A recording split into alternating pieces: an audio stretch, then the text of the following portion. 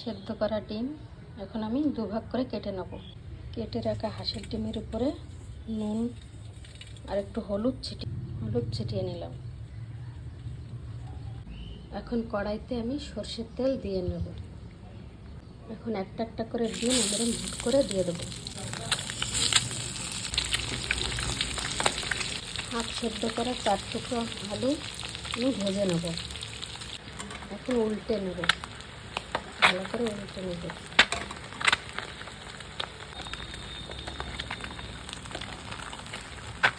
এখন ভেজে রাখা ডিম আলুগুলো আমি তুলে নেব।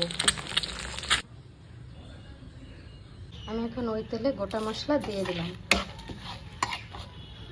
জিরে ফোড়ন দিলাম, একটু ভালো করে ভেজে নেব জিরেটা ফোটা পর্যন্ত। আমি কুচি করে কেটে রাখা পেঁয়াজটা দিয়ে দেবো। পেঁয়াজটা একটু লাল লাল করে ভেজে নেব। এখন কুচি করা টমেটোটা দিয়ে দেবো। একটু ভালো করে ভেজে নিই, টমেটোটা কাঁচা গন্ধ চলে যায় যেন। এখন ওই বেটে রাখা মশলাটা দিয়ে দেবো।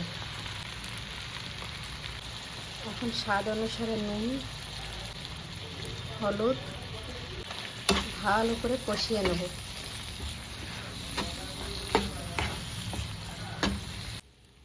দুটো কাঁচা লঙ্কা দিয়ে দেবো।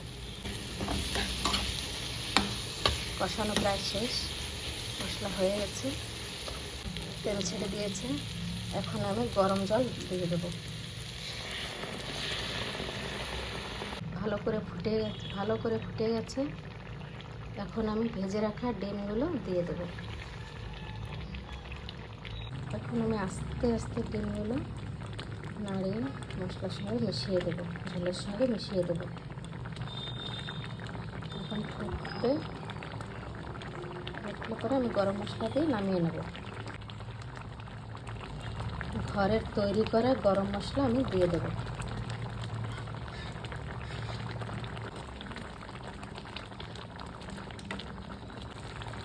এখন আমি নামিয়ে নেব।